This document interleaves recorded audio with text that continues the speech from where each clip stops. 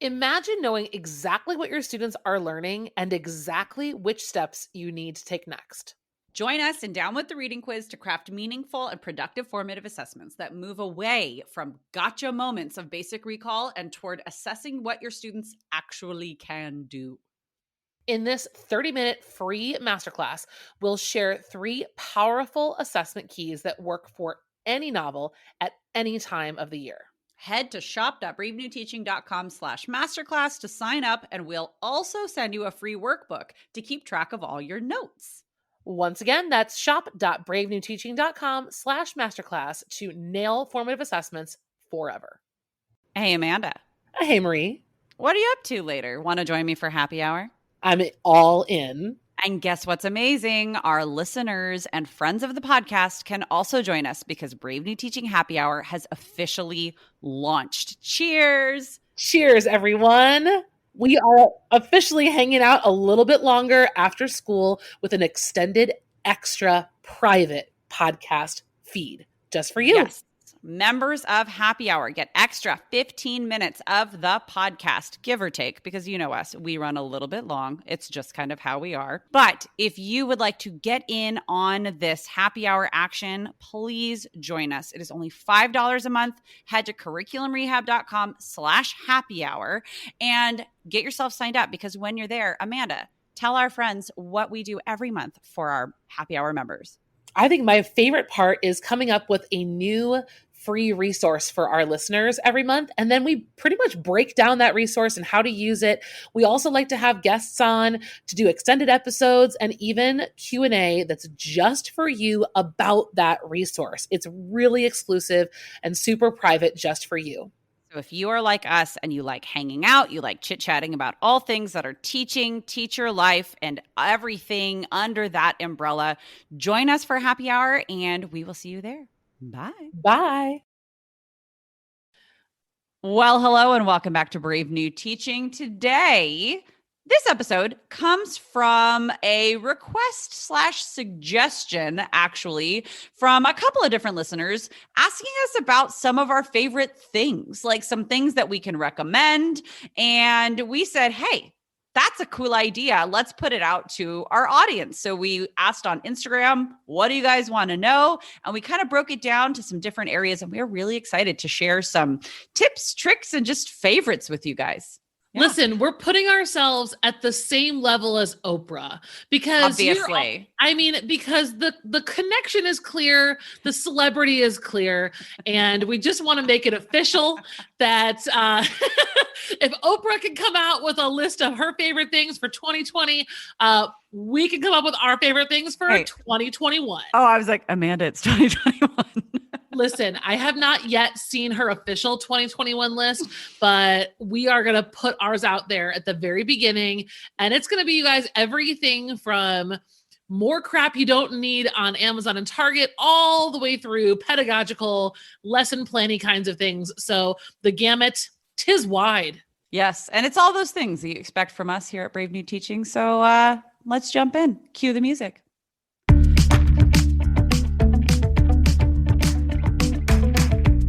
You're listening to Brave New Teaching, a podcast for educators challenging the status quo. I'm Amanda, and I'm a high school English teacher in Illinois. And I'm Marie, and I'm also a high school English teacher in Southern California. We're so glad you're here. Enjoy the show.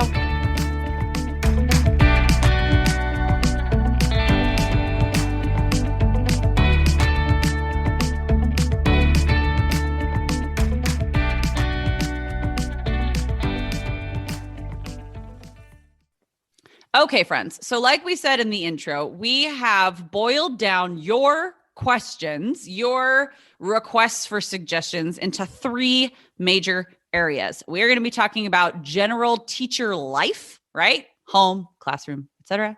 We are going to be talking about books and text recommendations, and we're going to be talking about some lessons and strategies. And we are not going to be able, in this short little episode here, to cover all of the things. So we want to make sure that we mention many times, to head to bravenewteaching.com and check out the show notes for today's episode, because that's where you'll find a lot of links to the different things and resources we're talking about, as well as even more fun stuff from these 2 brains. The two brains. Where are we going to start, Marie? Let's talk about teacher life. And this one goes straight to you, Amanda, because you've done more travel than I have, period. I just thought this was like the coolest question. What's your favorite national park? Okay, so I have to have a roundabout answer, of course. So my answer to that is a national park that's not in the United States. It was not specified in the question that they had to be in the United States. A loophole. So a loophole. There's actually the one I would say that's my absolute favorite would be Iguazu. It's a national park in Argentina. And it is, if you Google this, you'll see it's a national park of waterfalls. And it's basically the border between Brazil, Argentina, and Paraguay. And it's just giant cliffs of waterfalls just spilling into international waters. And it is like it is hands down. We spent 2 days there when I was in college. I studied abroad in Argentina, which is why I was there. And it was like the coolest experience of my life. But if you're asking about national parks in the US, my favorite national park that I've never been to and where I plan to go very, very soon is Glacier National Park. That is very high on the bucket list of places to go, COVID or not, because hooray for national parks, because you can go to them. I've only been to a handful of others. We've been to Grand Canyon. That's pretty sweet. But Illinois is kind of crappy when it comes to national parks. There's not a lot around here. And kind of why I don't love the Midwest that much, because it takes a long time to get cool places. I get that. I've been to quite a handful. I mean, I'm in California, so I've been to quite a few national parks, and I love them. I like the mountains. I like the beach. I like it all. And I'm liking it more and more now that I can spend time with my kids at parks and not like have to change a diaper. So like, you'll get there. You'll get there too, Amanda, I promise. So actually let's get into we had a bunch of requests for recipes, go-to recipes, quick recipes. We had a request for just food, meals, and that sort of a thing. So I can share a very easy recipe that my son hands down says is his favorite thing. And it's the simplest roasted chicken. So I apologize to all of my vegetarian and vegan friends who are listening right now. It's a meat eater's moment.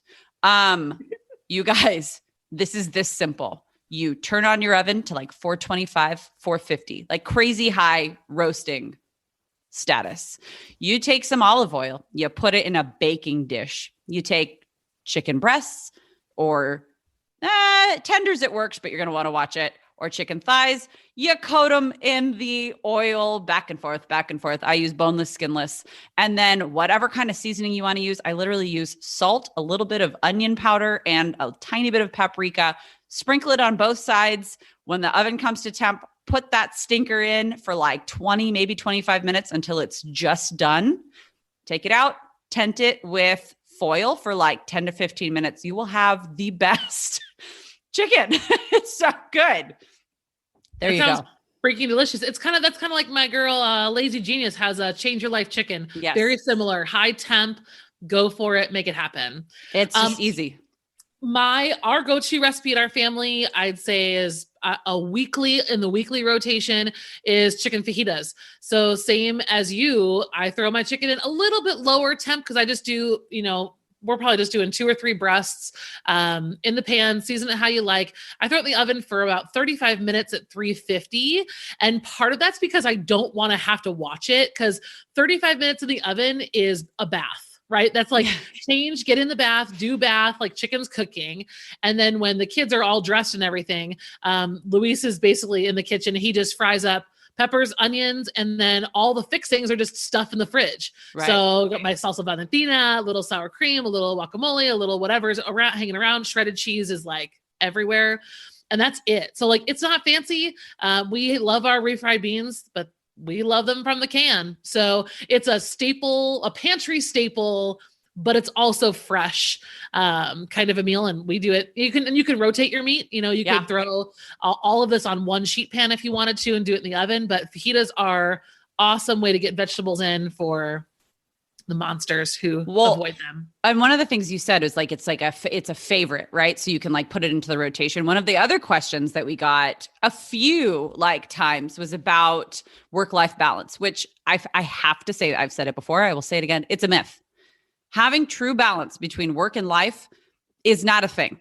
Okay, everybody, it's just not a thing. You're always going to have the scales tilted at least slightly in one way or the other. That said, there are definitely some strategies to put in place to make it less painful, to be able to teach full time. And like Amanda and I are running like a podcast and businesses on the side, and we have small kids and yes, it's busy, but it doesn't have to be like break you busy. So there are some things when we're talking about meals.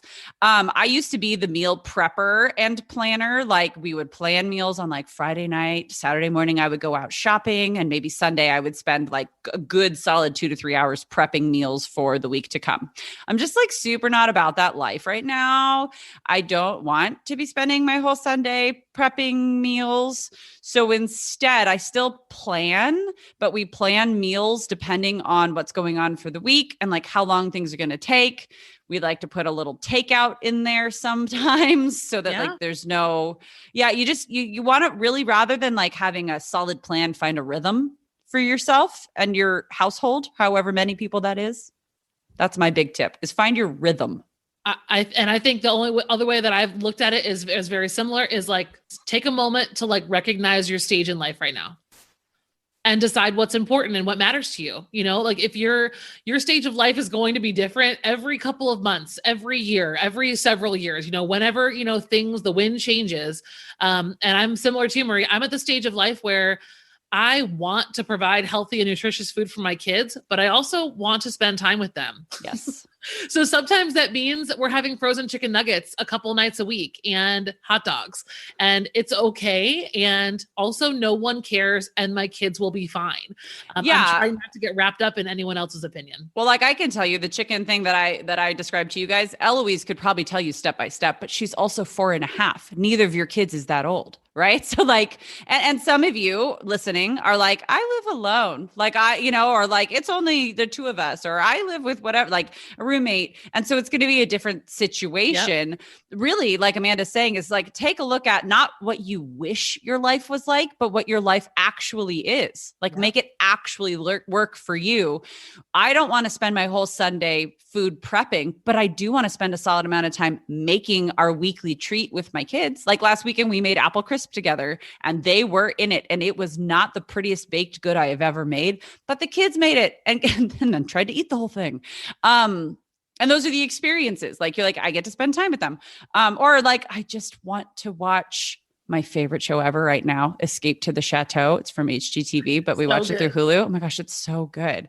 Like, I just wanted to watch the latest episode. I did not want to make whatever it was that I had thought to myself, oh, I'm going to be amazing and make this. So I was like, forget it, putting it on the grocery order, right? Like, it's okay. If you're looking for favorite things, then I guess if I could boil it down before we move on, I'd say for me, favorite things are going to be grocery pickup for sure is a game changer. Like, I'm done wandering the aisles unless that's like a fun thing I get to do by myself without a mask on someday. So grocery pickup for sure is one of them. Number 2, I still abide by the Lazy Genius podcast. She has exactly the same philosophy and so many good ideas for like building your, what does she call them? Docket. Yeah, she has a docket for like how to do your rotations, but also like no-brainer meals, you know, like knowing those things that are off the cuff. So that's really helped me recognize that. So those 2, I recommend a podcast and keep getting your groceries picked up. Totally. I would say my one favorite to add to that is to pepper in a meal like prep service. It's fun. And it's worth it. And it changes things up and it makes it so you don't really have to think about, you can follow, like we do HelloFresh once a month and we'll get 3 meals. My first one's coming tomorrow. Oh my gosh, Amanda, it's so fun. You get like, we just get 3 meals the first weekend of the month. And then I know that the first week of the month, I've got 3 meals taken care of. Bam, done. And I get to try new stuff and like do different things. Yeah. And I don't have to worry about ingredients and portions and all of that good stuff. Okay. The last fun thing that we have, this is a smattering. We started with this one because it's all over the place. The other ones are a little bit more like normal, regimented a bit, a little more together. We had a bunch of questions asking us about our favorite snacks. And my favorite one was asking us our favorite pastries. And it's so hard. I mean, I have a no-brainer answer. It's chocolate croissants. It's pain au chocolat. But like, oh, yummy. But they have to be fresh. Otherwise, I just want a donut. Like I freaking loved. I almost swore. I love donuts so much that I was going to swear on the podcast that I have not sworn on to date. To date.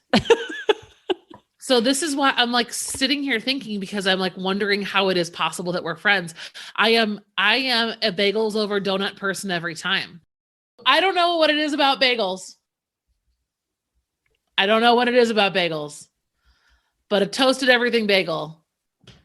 I mean, you're not wrong. Strawberry cream cheese. No, that's where you go wrong. No, sweet and savory and salty, all of that together. It's my breakfast. Listen, I love you, but that's dumb. Here's what you need to be saying. Everything bagel, toasted. I'm with you. Whipped plain cream cheese. Good too. Lox. And thinly sliced tomato with a little bit of salt on top. Oh my God. Strawberry cream cheese. Get out of here. Strawberry cream cheese all the way. All the way. Okay. How about some snacks? How about some favorite snacks that maybe we keep like when we're in our classroom, in our drawer, like, keep on hand, that kind of a thing? I'm a trail mix girl. I do like I was just going to say, yeah. I like making my own. I like just getting like peanuts, some almonds. Maybe I'll throw some pretzels in if I want to, and chocolate chips. Dunsky. Yeah, I definitely love a good trail mix. I don't discriminate when it comes to crackers and chips. I mean, you name it. I love to put it in hummus or any kind of cheese dip. Cheese. Oh, I could do snacks all day. That's my favorite part about Thanksgiving is making all the cheese dips and buffalo chicken this and like, oh my gosh. I just like an apple. Like I'll literally just throw an apple in my bag and then be like, oh, look, a snack. Okay. I do like that. We've gotten super off track, and this is a weird one for this podcast, but that's fine. Hey, let's start talking. What you wanted to know. The people asked, Marie. They give the people what they want, and it's not strawberry cream cheese. Let's talk about books and texts, shall we? We had a bunch of questions about novels for students and different texts for students, and one that I feel particularly good about answering was the question about YA novels to have for students. And I will say, like, if you're looking for ways to diversify your classroom library, if you were looking for ways to just modernize, which, by the way, if you're finding a bunch of contemporary YA novels, you're generally going to be diversifying your classroom library because a lot of the new stuff out there that you're going to find and get your hands on is just great. It's more reflective of the actual students we have in our classrooms. But there are some novels that I am finding students cannot get enough of. I have Red Queen by Victoria Aveyard is a novel that my students cannot get enough of. The Gracier by, I'm going to look it up right now. No, I'm not. We're going to link it in the show notes, is a novel that a lot of my students cannot get enough of. And then there are some like older ones like Maze Runner students that got so popular, and like Hunger Games. Those got popular for a reason. These, once again, are not necessarily from the most diverse voices, culturally speaking, especially. But there are some really popular titles. There is one that I love that my students absolutely love. It's called Pride by A.B. Zoboy. Oh gosh, and I knew that too. And I follow her on Instagram. She's so fun to follow. With the Fire on High, which I've talked about in previous episodes. I'm going to put a huge list for you guys and like a bunch of links and stuff in the show notes. That's so kind of you. Isn't it? I also, in case you guys didn't know this about me, I am like all about choice novels and choice texts in my class. And I have like a free training, which I will link in the show notes, as to how I go about that and just kind of like the mindset that you have to be in as a teacher to be able to have a successful choice novel or a choice text unit. So that'll be there for you.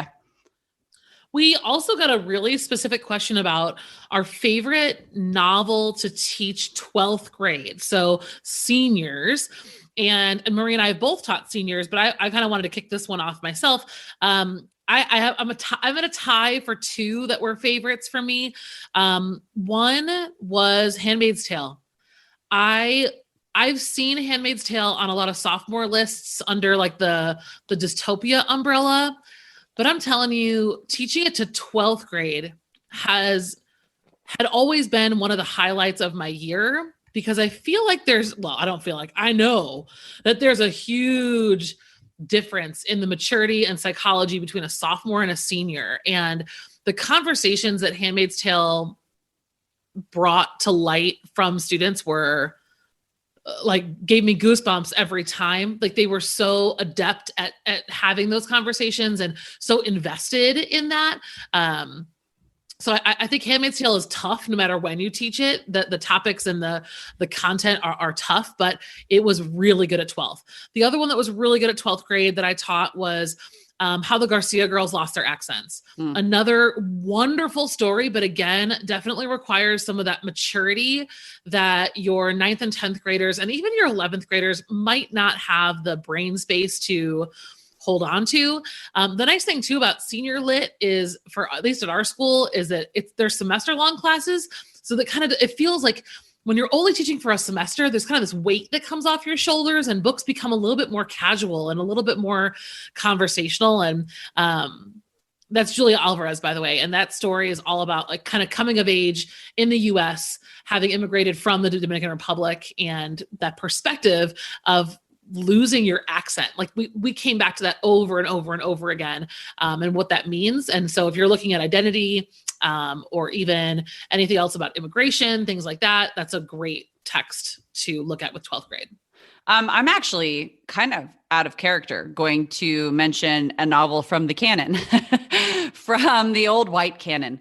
Pride and Prejudice by Jane Austen is, I've had such a great, it's such a great opener to a lot of things that 12th graders especially can really like chomp down on. There's a whole relationships unit that I do with choice novels. And we start by looking at Pride and Prejudice because, I mean, with the students I'm teaching, a lot of them are more familiar with works of the canon because that's what they've been getting. And we can jump into a lot of just family issues, relationship issues, self-identity, and that sort of a thing. And then like, it's a great jumping off point, and it's short enough that I can get through Pride and Prejudice in like a week and a half. And it's a good one. Like it stands the test of time, I think. So yeah. Love it. Let's see. We had some questions about nonfiction. Like, what are your favorite nonfiction to teach? I'll just kind of jump in because I can't think of a specific one right at this moment. But I love teaching documentaries. I like using documentaries, whether they are snippets or full-length documentaries, as nonfiction text. There's so many different reasons that I like to use like non-conventional text like that. But Amanda's got specific ideas for you. Yeah. So I've got a couple of suggestions. One, depending on the level of your students, one of the best things I ever taught was Ta-Nehisi Coates' Between the World and Me. That's a very, very powerful look at race relations in America. He's basically writing a letter to his son about what it means to be a Black man in America. And it echoes a similar style of writing from James Baldwin that he wrote earlier in the century. And so I can link both of those for you guys. They're really, really good. Tough. And I think your kids are going to be ready for that conversation, but a really powerful pairing within a unit that's going to deal with that kind of stuff. And then I'd say, the other way that I've loved nonfiction is through the study of memoir. Yes. If you're doing a writing unit where kids are writing memoir, I've chopped up and done close readings of dozens and dozens of different memoirs, which is just such a cool way to get a huge array of voices in your classroom. I mean, just offhand, I think about my kids who have read Glass Castle by Jeanette Walls. They love Glass Castle. Educated, Tara Westover, Bossy Pants by Tina Fey, Becoming, Michelle Obama, Wild, the Cheryl Strayed. Those are lots of women. No, I was just going to say, I have a bunch of kids. Well, my juniors right now, like literally right now, have just entered into a choice memoir unit. And so I have a lot of students reading many of the titles you just said. I have a bunch of kids that were like, I am going to jump into A Promised Land by Barack Obama. And I was like, that is a tome I am proud of you, kids. That is a giant book. And they want to read like Muhammad Ali's memoir and Trevor Noah, Born a Crime. And there are a lot of, it's very cool for students to get those like firsthand experiences, especially. Yeah, if you're going to dedicate a full unit to nonfiction or a full text, I guess, I think memoir is a great way to go. We're actually teaching this year. We taught it last year too. We teach Columbine by Dave Cullen in our AP class, and here's the problem with Columbine: the kids are hooked it's like 500 pages. It is so long, and our conversations are so good for like the first 3 weeks. And then it's really hard to maintain momentum through that book.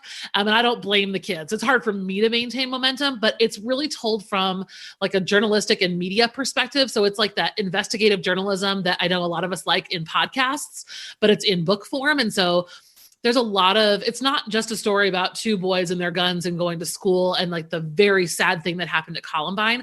A lot of it is critique on police response. It's critique on how the media handled it, critique on how the US was handling things like this at the time. So it's really cool. But it's a chunker. I'd say close reads are good for that one too. Yeah, definitely. Okay. We also got asked about our guilty pleasures reading. It's going to come as no surprise to anybody that's been following me for a minute that I like to read YA fantasy novels, especially like the ridiculously long epic series, the ones by like Sarah J. Maas, Jennifer L. Armentrout. I will link them. I like me, and these are not to be suggested for students. They are racy, they are smutty, and they are amazing. So my guilty pleasure reads is Netflix. I don't have a genre of guilty. I just at this stage in life right now, if I have a free moment, I'm actually not reading. I'm not reading. I'm like, get me away and just like somewhere else. And so I go to. Well, you're not alone in that, though. I'm sure that we have friends listening who are like, yeah, same. I like to read when I'm like I love reading, and I love reading things that are mostly serious. And I just don't have a lot of fun reading fun books these days. Like my fun books are my kids' books. I love reading with Hugo, and I love reading with Sochi. I love Brown Bear and Pirate Nell and all these little books that we're reading. Like that is definitely my fun reading right now. Yeah, I'm getting to a point where my kids are either like my son is reading chapter books. Oh my gosh. And my daughter is pre-reading. So she's just narrating the pictures to things. So we can like snuggle up and like I can get lost in a book for like 5 whole minutes, and it's breathtakingly wonderful. That's been what I'm doing now too. Yeah. And you'll get there. I didn't read a full book for years. What for pleasure? Like it was reading books on pedagogy. It was, you know what I mean? Like it was reading so much research and all of that like it took me a while to get back to the love for reading for the sake of reading. And I know everybody has different experiences, but like a book lover is what I am. And I have not been an avid reader for a while. And I finally feel like I'm back to it. Yeah. Well, and I guess I could say I guilty pleasure. I love reading Instagram. Like I scroll and I read and I really learn a lot from people. And I don't know. I love my social media reading. It's like blogs. No, it is. It's like, it's little micro blogs. Yeah. No, totally. I get it. I do love that. I do love that. Mm-hmm. So we also have a bunch of questions on lessons and strategies. And the first one that we have for you, we thought was just like brilliant. Like what is your favorite kind of boring, but like productive or like effective lesson? Okay. So is this like the equivalent of our chicken recipes? I guess so. Like it's a no brainer, right? You just no brainer, go for it. I'd say my no brainer is at this point, it is close reading. That's what I was going to say. Get out of my head. I mean, we've talked about it before on this podcast and I do want to say like, it took practice. It used to be a big brainer. Like it used to be really stressful to think about like, oh my gosh, what am I going to do with this passage? But now that it's become this like once a week, it's chicken fajitas kind of thing. Totally. I feel so much more comfortable selecting a text, putting it in front of kids. I'm using a template over and over again. We'll link all that in the show notes for you guys. And my kids are also getting better at the kinds of conversations I want them to have about close reading and how to do it, because I've stopped trying to reinvent things all the time. And instead of reinventing the system, I'm bringing new texts to the table all the time. And the kids are like, all right, let's go. It's not a novelty anymore. I would say if I'm going to pivot from close reading, because I feel the same way. It's like it used to just be like, what are we going to do with the text? And I was like, I don't know, we'll figure it out. Yeah, I know how this is going to go. I would say using quick writes to fuel discussion. That's another one of the questions that we're going to address too from listeners, is like some discussion strategies. And that's actually something I go really in depth into in my membership, which I don't think I've mentioned on here before, but I'll link it in the show notes. It's called the English Teacher Lab. So those of you who are ELA teachers, I might have something you're interested in. But I like using quick writes and just like brain picking students, like legit quick writes where you get 1 minute to answer this question. The next one, you get 2 minutes to answer this question. The next one, you get 3 minutes. And they're like, leveling up in complexity, and then using that as discussion fuel to like however long or short a class discussion is. You would think students get really sick of quick writes, but if you're changing up what they're writing about every time, they actually get better and better at writing for 3 minutes, at thinking through their thoughts as they're communicating them in writing. And yeah, I like that. We also got a question about what kinds of lessons are worth pre-recording, and like what kinds of lessons do you have in your quote, like vault of, Loom or Screencastify, like screen recorded lessons. And Marie and I have talked about this before a couple of times. And I think for both of us, the priority on that list, like the answer is as many as you can. But I think the priority on the list for both of us are writing specific lessons. Right, Marie? For sure. For sure. For sure. I would even venture to say, to broaden that a little bit, to the skill, like specifically skill-based lessons. Yeah. If you're literally showing a student how to blank, that's great for pre-recording, because that can be applied to any text, that can be applied to any content, right? Like anything that's a how to unpack a prompt, which is a good one. Like that's all worthy of your time pre-recording. If it's what was Gatsby's motivation in blah, blah, blah, that's probably a little bit too specific. And that's something that would serve you and your students better in like real time, synchronously. I have one on writing a claim. I have one on embedding textual evidence for literary analysis. And then I have another one that's pretty much the same thing, but it's for rhetorical analysis. And then I have a couple on like other random skills, like discerning tone, is one of them. But yeah, I wish I would have started doing this a long time ago, because it's not that hard. It does take some time, but like once you've done it, you've got it forever. And so I'm going to work on that this summer. I think a little bit more and building that bank a little deeper. It's nice. I keep talking about my membership. That's another thing I talk about, is how to like streamline writing instruction in this fashion. Okay. We were also being asked about engagement strategies and virtual learning specifically. So we wanted to, in the show notes, point you guys to a couple of episodes where we talked about some good like organization strategies for virtual teaching, some just like quick tips and that sort of thing for virtual teaching. We thought that you all would be sick about hearing about hybrid and virtual teaching and learning, but it's still going. So I guess we're all maybe sick of it, but we still have to figure it out, right? So we have a couple episodes, previous episodes to point you to and that kind of a thing. But like some of my favorite engagement strategies for teaching, period, involve like quick moments where students go and like find something out for themselves, right? So like you give them a list of like 2 or 3 terms and you say, everybody with the last name blah, through blah, you get term 1. Everybody blah, blah, like assign them something and give them a 5-minute quick research so that they have something to come back with. And they have a specific task to do. Just like, I like making students do the work, basically is what I'm saying. Like, I'm not going to tell you what these 3 terms mean. You're going to go find out and then you're going to teach each other. And then like, they have to be involved. Well, what you're describing is what we talked about a couple episodes ago when it comes to pacing your class period. Totally. I think like the foundational piece of engagement is having a well-paced class period on a regular basis.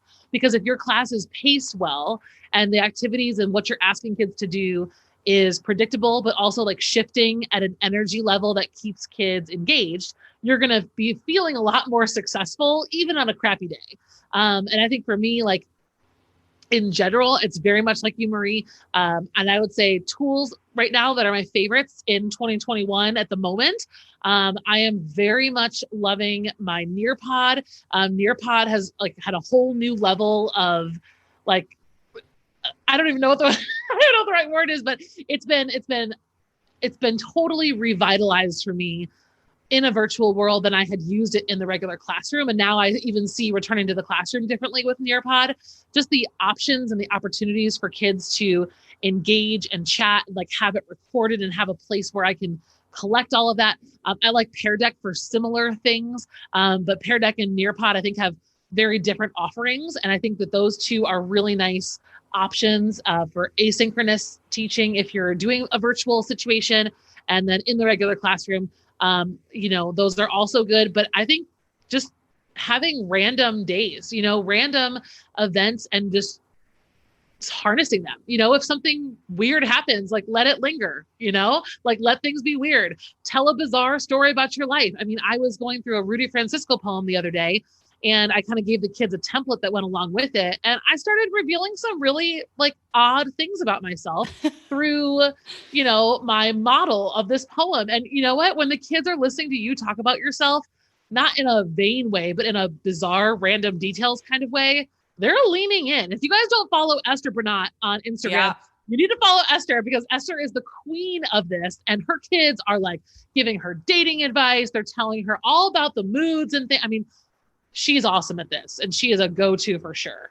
And a lot of it really is, and this is what Esther does, it's just sharing pieces of your humanity, right? Yep. Like it's not oversharing it. We're not saying like, let students into your personal life in a way that would be weird, but it's more the things that we don't think of to share with random teenagers who happen to be our students. It's things like, oh yeah, when I was in high school, I had a recurring dream about a bridge, like, just, which I didn't, I'm just making that up.